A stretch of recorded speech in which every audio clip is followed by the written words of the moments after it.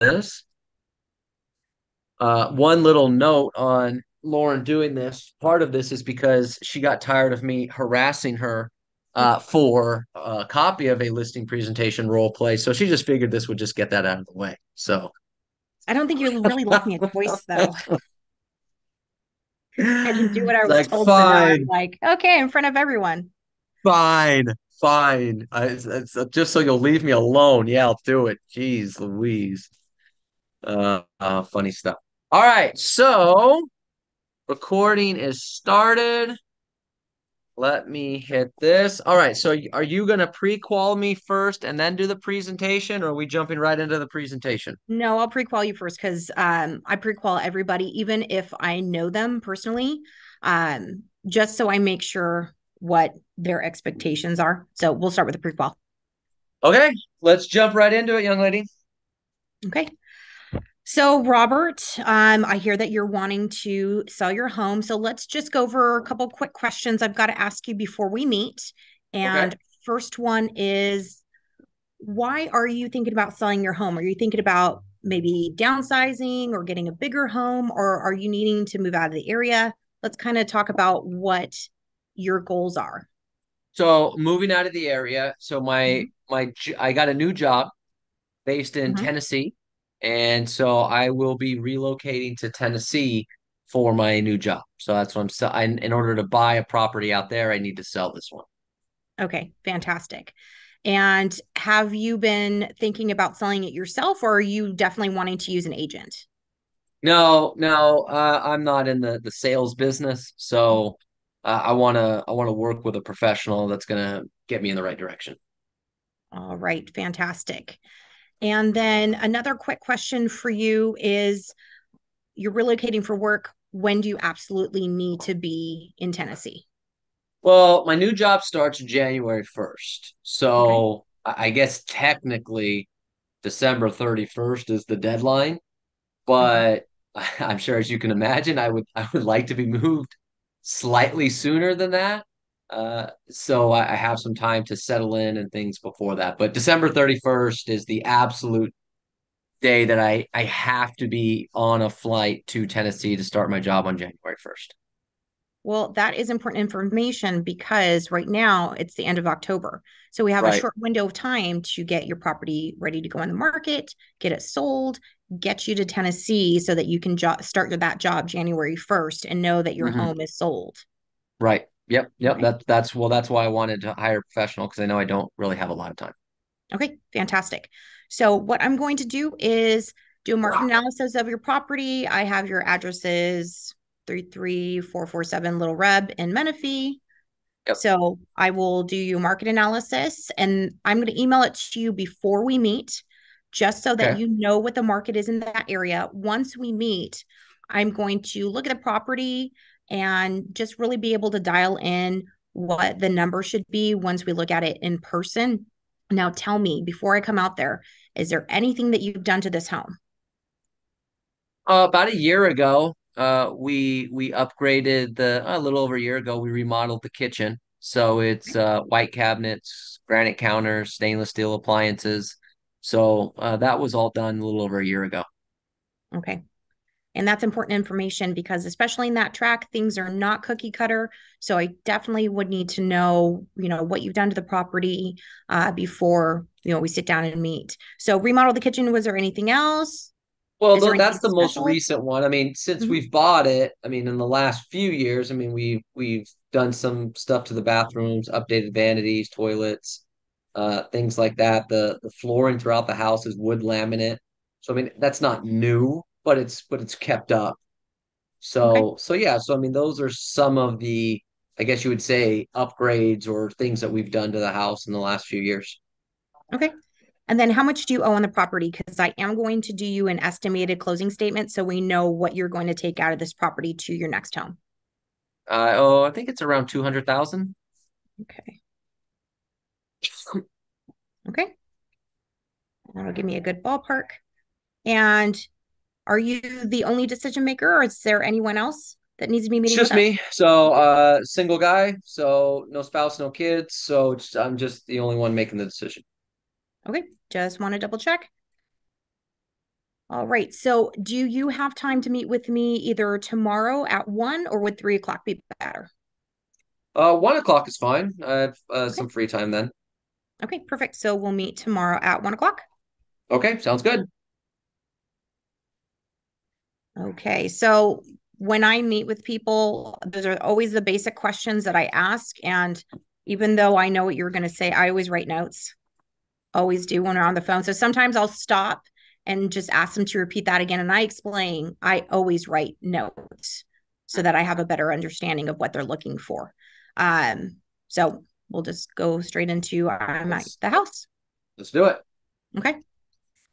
Hi, Robert. Thank you so much for having me out. It's so nice to meet you in person.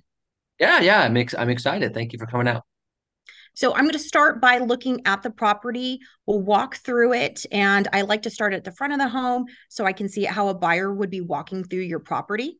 And Okay. while I go along, one of the things that I always am going to point out is if we need to address any health or safety concerns.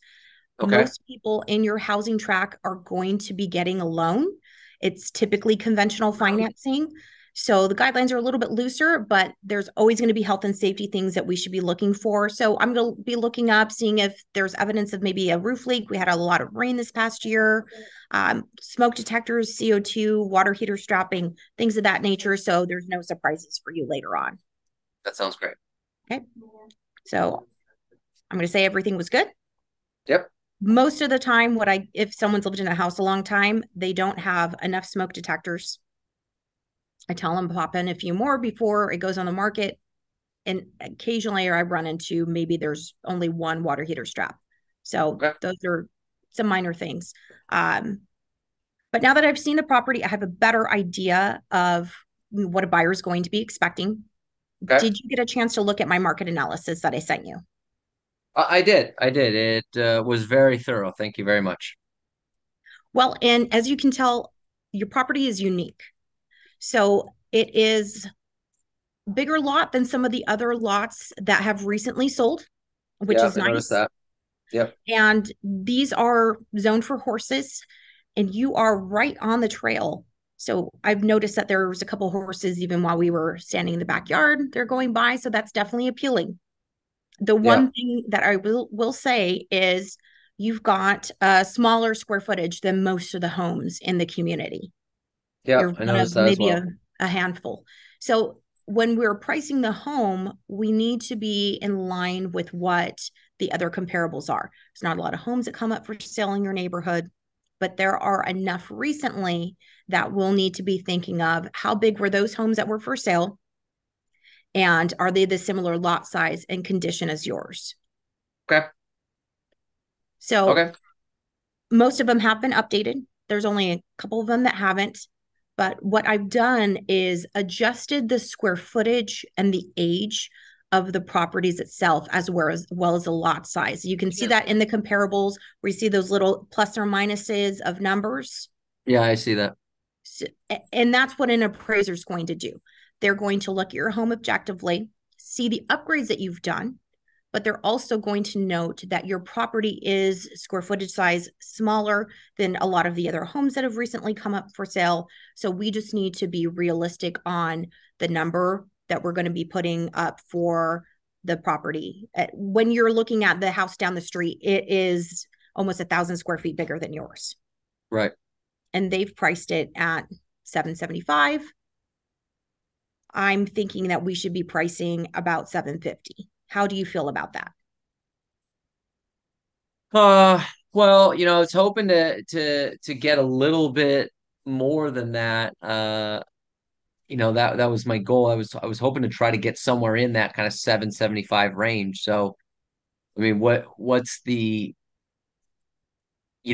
hurt to maybe try to go up to 775 and list it from there? My big concern for you is that you need to be in Tennessee by the beginning of the year. We're Right. already in the fall. You have a short window of time. Homes in this area typically don't sell quickly. If you notice, the days on market are typically 30 days to 45 days. Yeah. Then you're going to have a financed loan, most likely. Your buyer's not going to be paying cash. I have not seen a cash sale in this track recently. And because of that, you're also going to have at least a 30-day escrow. So the So when time it says period here, days on market, like some of them say 32, for example, mhm, that's just to get it into escrow. And that doesn't that include, is that's correct. not like closing. That is correct. Yes. Oh, okay. Got it. So if we price it, if you had more time, it would be different. But you need to be in Tennessee at a certain amount of time. But I Right. don't like to price homes higher than what we know that they can sell for because it's not going to benefit you to do so. We already know the home down the street was priced that way and is already 1,000 square feet bigger. So a buyer is going to look at it and say, I'm buying a home with less square footage and it's higher priced. So you will probably not have that many showings because of a higher priced home. They're going to say, well, that one down the street, we'll go and look at that one. They might not even want to look at your home. Yeah. We Okay. just want to think about a buyer's mentality going into your property. You have a lot of pluses. So you've got remodeled kitchen, bigger lot size, back up to the horse trail. Those are all your pluses. Your downside could potentially be the smaller square footage, which we can't change, but Right. the price we can. And let's focus on something that we know would be able to be more attractive to buyer is let's get it to the right price point to get you on your way to your new job. Okay. That makes sense. So a couple other things, and I appreciate the package you sent over. It kind of highlight a lot of different things. Uh, from comparable to other agents in the marketplace, I mean, what would you say are some of the things that you do differently than some of the other agents in the marketplace that are, offering, 1% commissions and things like that? What is your value compared to theirs? There's two types of agents. So there's a passive agent and an active agent. Some people, they just put the sign in the front yard and call it a day. I am not that type of an agent. I'm an active agent. So immediately once we list your home, I am out there marketing to other agents that I know in the area.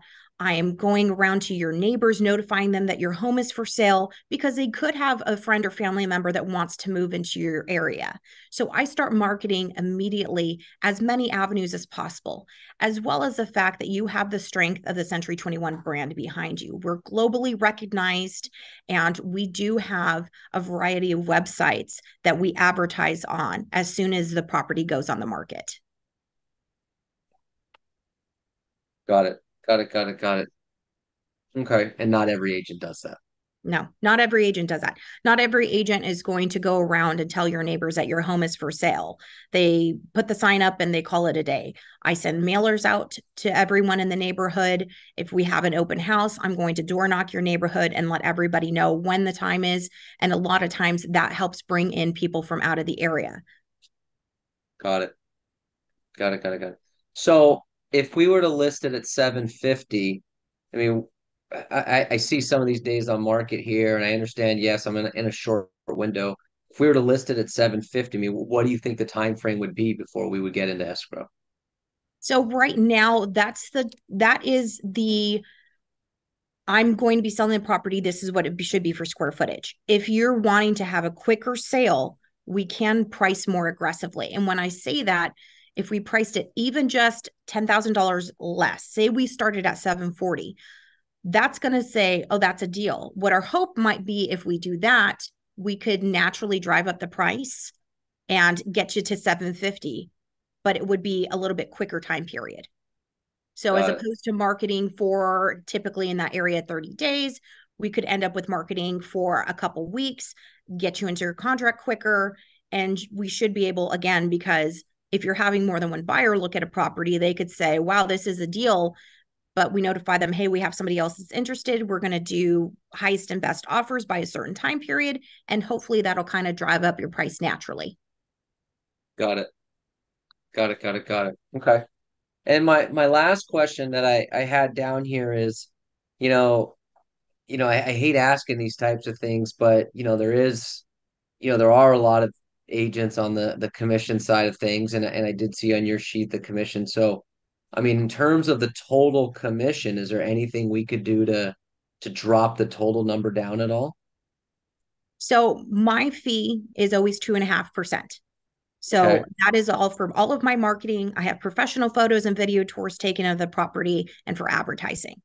So we Okay. can offer a different commission to the buyer's agent. However, buyer's agents are working just as hard as I am. They're going out and showing sometimes multiple areas, showing a bunch of different properties in a day. So I do typically like to offer at least the same matching price. So you can go with a discount brokerage, but sometimes you have to pay for your own photos. They'll take it with the iPhone. We need your property to look as best as possible. So doing the marketing plan that I have, your home is highlighted in the best way to get you the best return on value. Right. So, but if I pay, so but I could pay you the 2.5, but I could lower the buyer's agent's commission, because even if I lowered it to 2%, I mean, a 0.5%, I know it's not crazy amount of money, but it's still, you know, $3,750. I mean, that's still extra cash. So could we do that? Could we lower the buyer's We can agent do that. commission to 2% and then I'll just keep just you with note two it and a right half? in the contract. Yes. Okay. Uh, okay. Then I would, yeah, I think let's try that. Let's do it that way. Okay, perfect. So I have the contract here. I'm going to be filling it out now that we've talked about it, and you're comfortable with the list price of 740.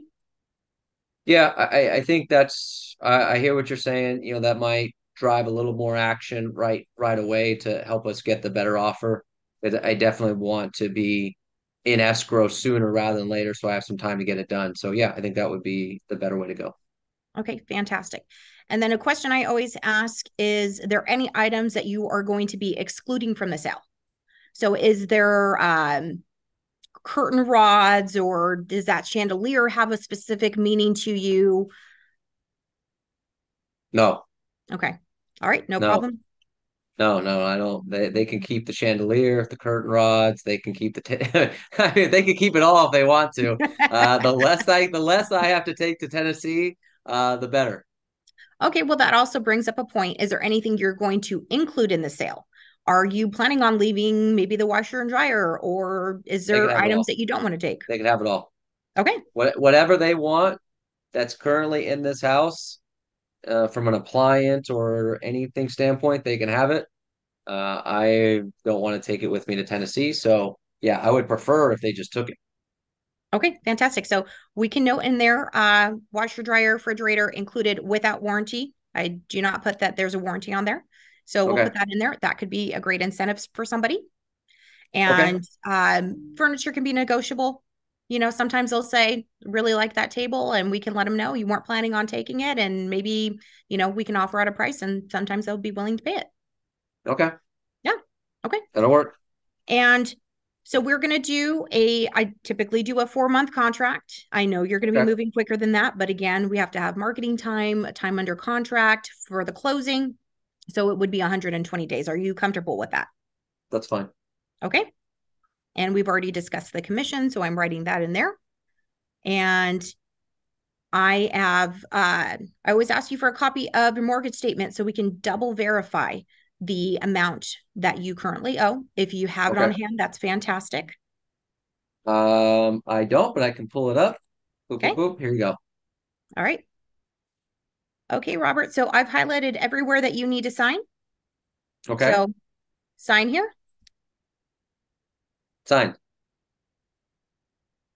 Great. We're going to start marketing today, immediately. Okay. Fantastic. All right. Yay. Good job. Good job. Good job. Good job. So, does anyone still believe she's amiable? No. Look, my Uh, backup personality is the uh-huh, driver. uh-huh, uh-huh. Yep, yep, yep, yep. All right.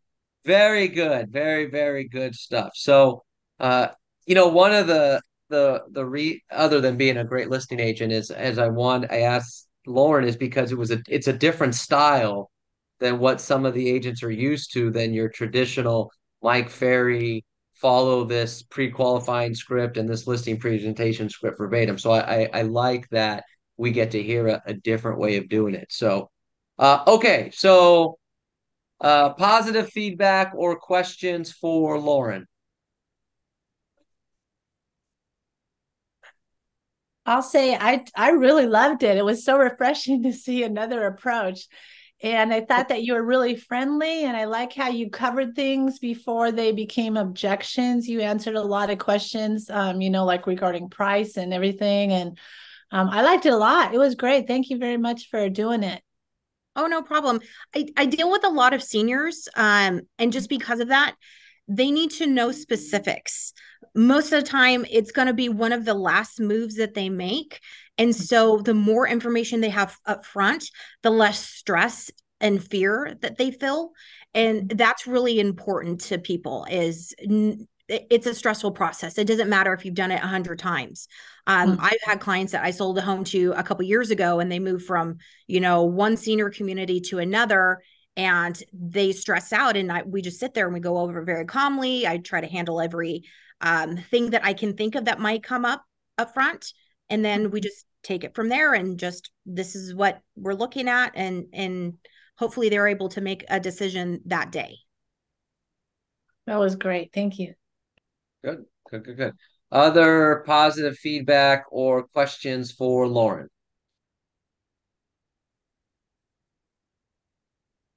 So, a couple things I noted as you were going is your confidence is really high. I know this is kind of not normal for you to be presenting one on Zoom and two in front of people, but it didn't affect your confidence. Confidence was really high in everything you were saying. You obviously very much believe all the stuff you were saying, so it makes it easier to follow along. So I thought that was really good. You know, or anything along those lines, which again goes to confidence in what you're saying, but clearly again the nerves weren't bothering you, and so that makes it really, really easy. I like the fact I like that you don't really dance around the issues. I like when we did the prequel, I had never done a prequel with you before, so I figured you were going to ask, some of the basic questions, but you just kind of go right into it. Tell me, where are you moving? Tell me about your goals. What are you trying to accomplish? When do you have to be there? Like it's really right into let's just only talk about the important stuff. And then we got to the presentation. You had already sent me the pre-listing package. You had already sent me all that stuff. So it's like, okay, I pre-qualified you. I sent you my package of information. There's really nothing else to do except decide are we good on price and things like that. So you just jump right into it. So, do you go straight to price on the presentation because you've already done the prequal, you've sent all the package, and it's in your mind, Yeah. it once we get if we're good on price, then we're good. If we're good on price, we can pretty much do everything else. And that's just how I feel, because if someone's not comfortable with the price, then that becomes the question over and over again is, well, Hmm. what about this or what about that? Like that listing, because that was a market analysis I did for a client that I sent to you. We ended up listing higher because they had time. And that was one of the things that they talked about is, can we list higher? And I said, well, we can list higher.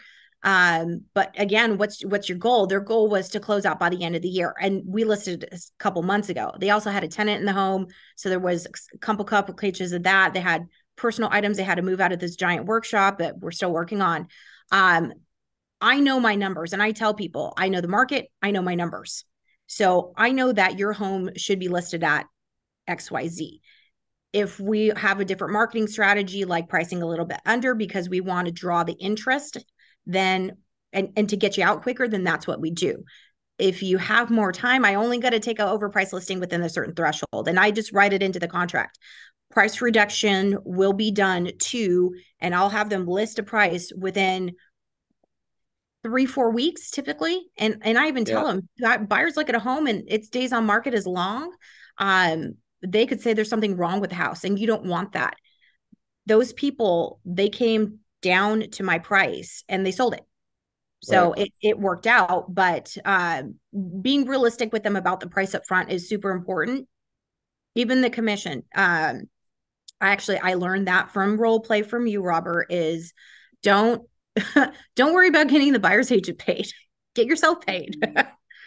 Put whatever you want for them, because you can write it right into the contract. And I hadn't learned that technique before. So that was something that has helped me a lot. Was this is what I charge because I do all of these things, and I feel that it's fair to pay the other agent for their time, because they are typically running around all these other places too. But and some people will say, we want it to be fair. We want to offer out. I had a client who was a cop, and he's like, no, I want things to be fair. So he wanted whatever I was getting paid, he wanted that offered out to the other agent, which meant typically paid a little bit higher of a commission because of it. right. But that's what he wanted to do. Some people, they're like, fine, yeah, well, if you're going to charge me this much, then yeah, if we can go a little bit less on the buyer side, then they're okay with that. I'm just writing down the point where you said I learned something from Robert. That was probably my favorite part of this whole presentation. Now you sound like my husband when he's like, oh, what was that? You said I was right. Yes, I got one. I don't remember I saying that say before. like 10,000 words a day. I'm just glad when one of them connects. Oh, good. All right, good stuff. No, I agree. I mean, the price really is the thing. So, very good. Contract 4 months is that's your contract is 4 months. It's pretty typical. It's 4 months. I'll do 90 days occasionally. And it also depends on the property itself. I just took a listing that it's 6 months. And that's just because it's commercial. It's not going to Yeah, be it's anything going to take less a than while. that. Yeah, you're going to sit for longer. So just tell them up front, this typically days on market is XYZ. I don't like to do anything less than 90 days. You could have a fallout under contract and then be trying to sign an extension with them before your listing expires. Well, but what I like about that is for everyone else out there, because sometimes we'll do objection handling and the objection will, because most agents will put 6 months on their listing agreement. And the objection if, well, I don't want to do it for 6 months. And my objection handler is, okay, what do you want to do it for? Because even because in your marketplace, for those of you that don't know, your marketplace, your homes, they do tend to stay on the market slightly longer than places in, Diamond Bar, for Mm-hmm. example. Yeah. But they're not on the market where if you do price it correctly, it's not going to take 4 months to sell it. No, It's no. not going to take 3 months to sell it. So I just want to remind that to the agents on here, people listening on the video, is that don't don't make length of contract an objection that's a problem. If you want to try, if they don't want to sign it for 6 months, they only want to sign it for three, then okay, done. Like, don't make it an objection. Just, okay, you got it. Because if you can't sell the property in 3 months, you probably shouldn't be allowed to go for month four, anyways. That's my opinion. Unless it's a commercial deal or it's a $4 or $5 million deal that, it's going to take some time. That's a different story. But for most of the homes we're selling, I don't know. I don't think you should worry about that anyway. So I did like that aspect of things. Well, and I also Okay, look at good. days at market for that specific track. Uh, Hmm. like if I use my own house where I live as an example, there's two housing tracks. So like I live in the bottom in the starter homes, which tend to sell in like less than 30 days if it goes on the market. But there's custom homes on the top of my street. Those Right. are always on the market for longer. So if I was going to list one of those, I just have to have a longer listing contract because, hey, they're not selling for 60, 90 days. Takes a specific buyer for a lot of them. Yeah. Or in those senior communities where sometimes there's 60 listings, like Exactly. you had recently. Yeah. Uh, Yeah. you That was know, a fun one. there's only so much you could do. Like, I don't I'm know, like, the there's price 60 is right. listings in this market, in this complex. What do you want me to Look, do? everyone knows this house is for sale in this community. I'm gonna need a little bit of a longer contract. This is I don't know what else to tell you. Okay, good, good, good, good. All right. Lauren, Any other quick? Go ahead, Lupe. yeah, Lauren, how long have you been an agent, an agent? Well, that's an interesting question. So I've actually been with the brand since 2004. I didn't get my license until 2010. I was staff. I worked as one of the front people on an REO team. So I had to get my license at a certain point. But I did property management for 10 years. And I learned a lot of skills with property management because of that. Just to be more direct, actually, that's probably one of the things I learned the most. And that helped me a lot when I transitioned back into sales. When did you and how long have you been actively as a like an active real estate agent? How long have you been doing that? I have been an active solo agent since 2021. And that's when we finished the sale of the company I had worked for. And I Okay. worked for the old broker in Hemet. So I have worked for every company, the name this has been since 2004. This is still the building I've been working in since 2004. And why did you become a real estate agent? At the time I had to. So great I was working on REO team, and to make things easier, I just had to get my license. I took the first class in 2005, and back then you could take the one class and then get a provisional license. And I just never took the test, which stupid me. I should have just done it. And then by the time I finally got my license, I had to do the other two classes, and they didn't do provisional licenses anymore. Well, But I great. don't regret it. It's been a great career for me. Good for you. Good for you. Good job. Good job. Good job. All right. Other questions or positive feedback for Lauren? Or I negative feedback. I'd like some criticism too. No, I thought it no. sounded great I and you I'm sounded the really only one. I'm confident. the only one that's allowed to do that. Ah, Mhm.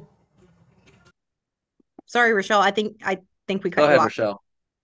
I liked your confidence. You sounded confident and what you were saying was believable. It was like comforting almost like, oh, okay. Like that makes sense. Well, have you heard the phrase "fake it till you make it"?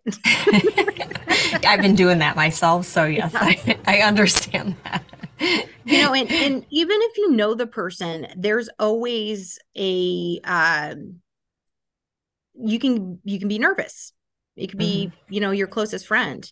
Um, Mhm. I had friends of mine that asked me to help them buy a home, and she called me and she was all nervous to ask me if I could be their agent. I thought, well, this is the dumbest thing in the world, but you get it on both sides. Yep. Yep. Yep. Yep.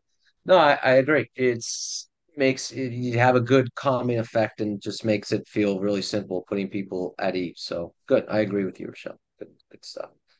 All right. Very good. Very good. Any other questions or positive feedback for Lauren? All right. Good stuff. So everyone do me a favor because this is uncomfortable so for a lot of people. So give her a round of applause for volunteering to do this Voluntold, actually. without anyone's pushing her or anything like that. Just out of her own I'm sure, goodwill, Robert. volunteered to do this particular thing. So I thought it was great. I thought you did a really good job.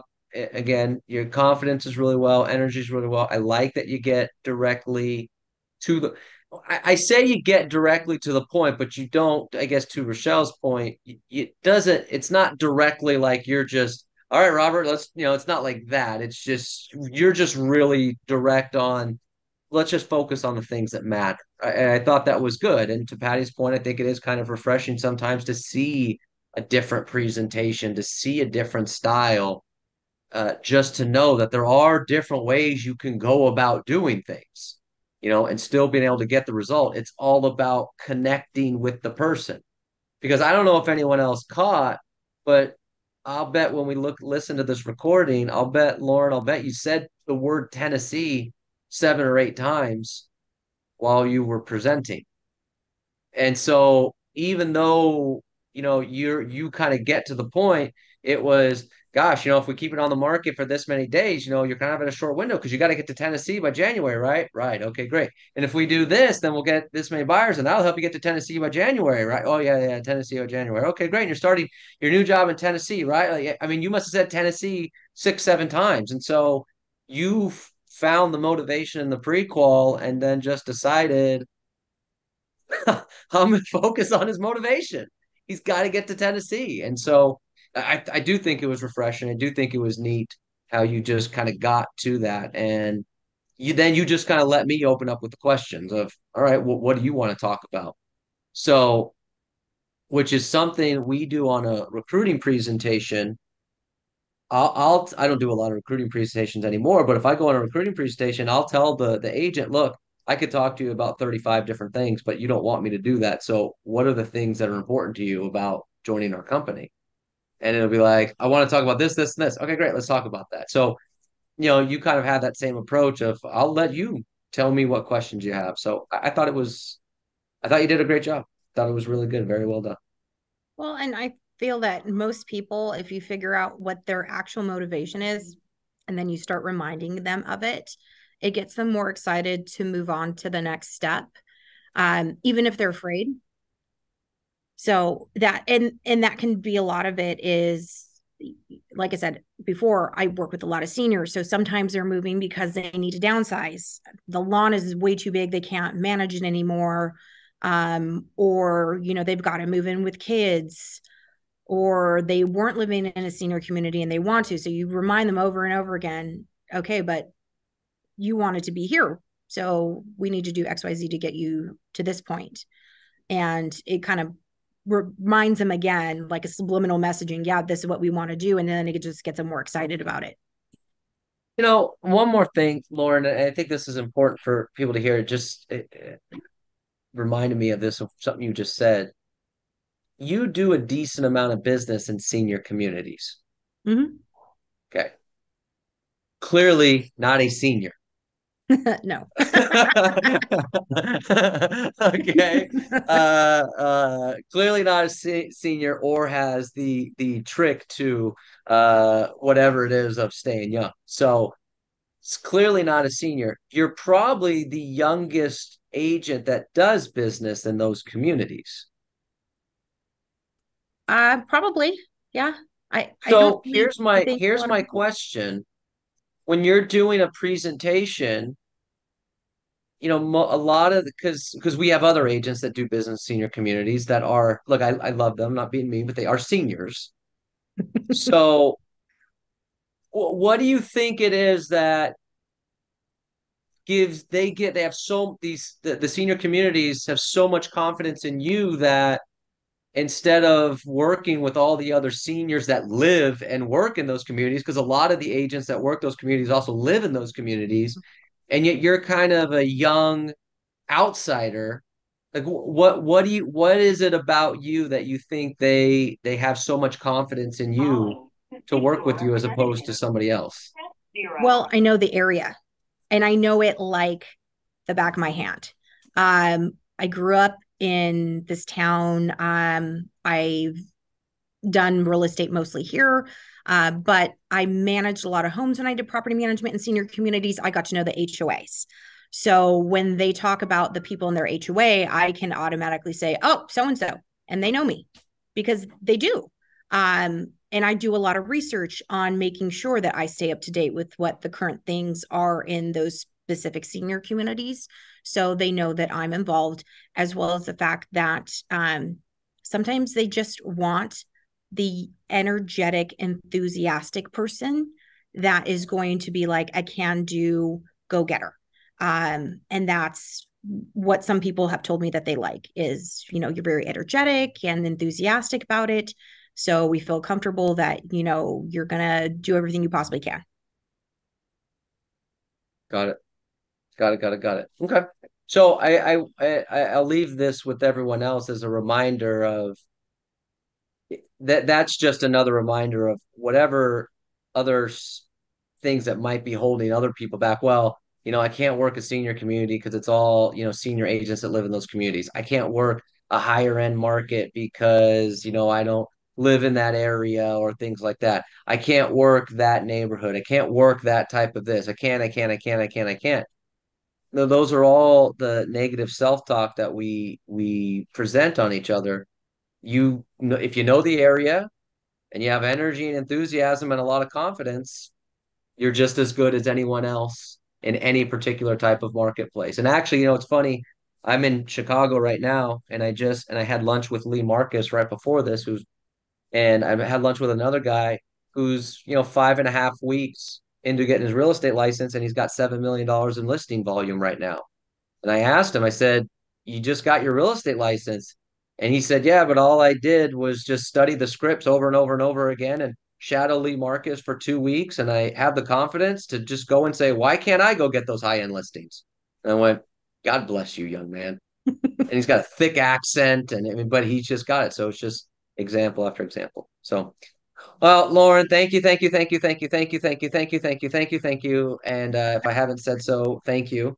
And you did a phenomenal job. This was recorded, so I'll get the recording and send it over to you so you can watch it as well and critique yourself, good and bad. So very, very good stuff. So everyone, once again, do me a favor, give her a round of applause. Appreciate it. Thank you. And young lady, you just go out there and find some more listings, okay? I'm working on it. I know you will. All right, good stuff. Thanks. All right, everybody, good work. So what do we got going on this afternoon?